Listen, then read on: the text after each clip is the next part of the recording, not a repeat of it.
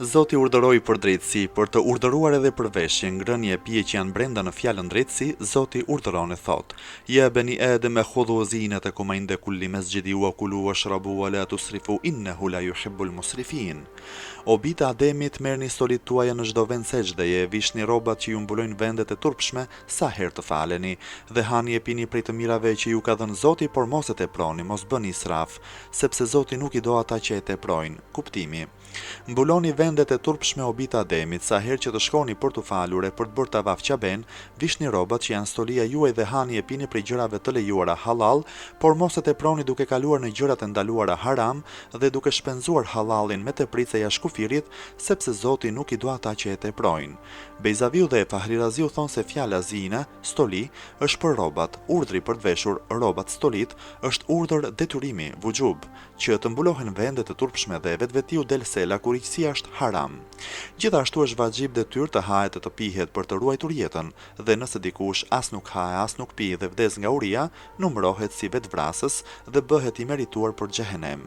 Dobësimi vetes, duke ndenjur pa ngrënë papir deri në atë shkallë, sa njeriu nuk mund të kryej faljen dhe detyrat e tjera është haram. Sigurisht është haram edhe të hahet e të pihet me tepri. Në tefsirin e Nisaburiu tregohet se një mjek i krishter e ka pyetur Ali ibn Waqidiun përse në Kur'an nuk duket ndonjë fjalë për diturinë mjekësore, kur dihet janë dy llojesh, dituri trupore dhe dituri fetare. Ali Waqidiu i është përgjigjur: libri ynë i përfshin dituritë e higjienës në një gjysmë ajeti dhe i ka kënduar pjesën e ajetit kulu washrabu wa la tusrifu, hani e pini dhe mos e teproni. Mjeku i krishterë ka pyetur përsëri: po ndër fjalët e shenjta të pejgamberit tuaj përse shihet ndonjë fjalë për punë mjekësie?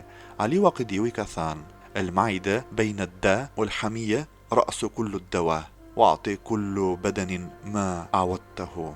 Stomaku është fole sëmundjesh dhe të ngrënit pak është kryet e çdo shërimi.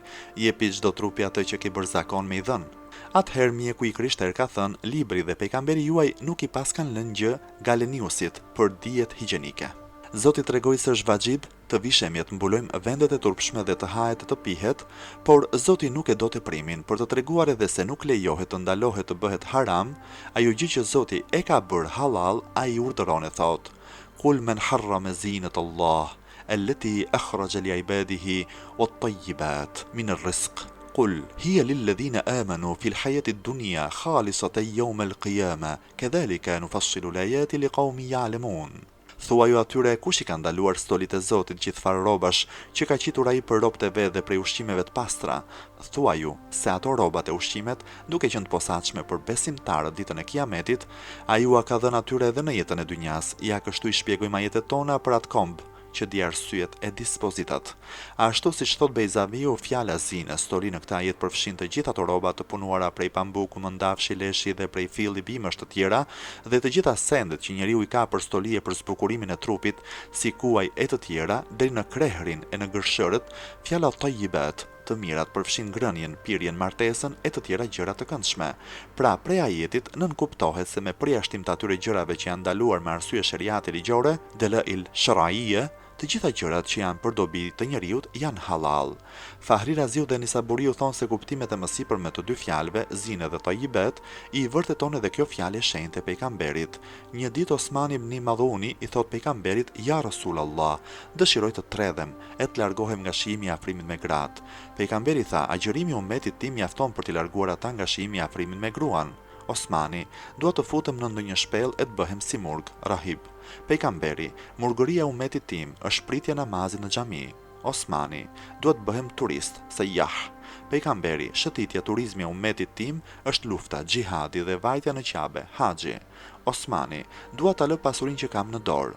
Pejgamberi: pasi të ushqesh veten dhe familjen, nëse të tepron gjë, atë ndaje për të varfrit. Osmani: nuk dua t'u afrohem grave. Pejgamberi: një musliman kur bie me gruan ose me robreshën dhe Zoti i fal fëmijë, me atë fëmia i gëzohet në dynja dhe e ka për shok ndërmjetësues shefaatxhi në ahiret.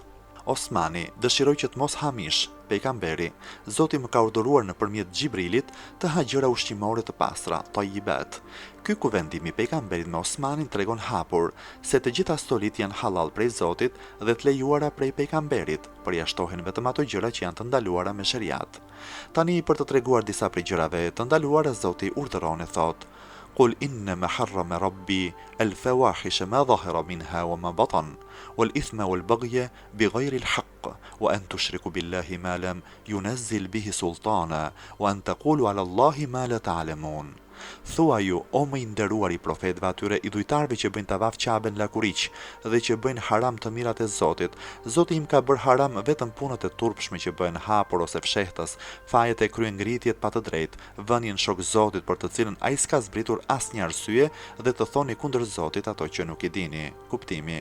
I dashur im, thua ju atyre se Zoti nuk i ka bërë haram gjërat e lejuara pse thoni ju se ato janë haram, por ai ka ndaluar vetëm punët e këqija që bëhen hapur si kufrin, padrejtësinë, përgojimet e të tjerë, si dhe e fajet që bëhen fshehur, si dyftyrsia, nifaku, imoraliteti e të tjerë.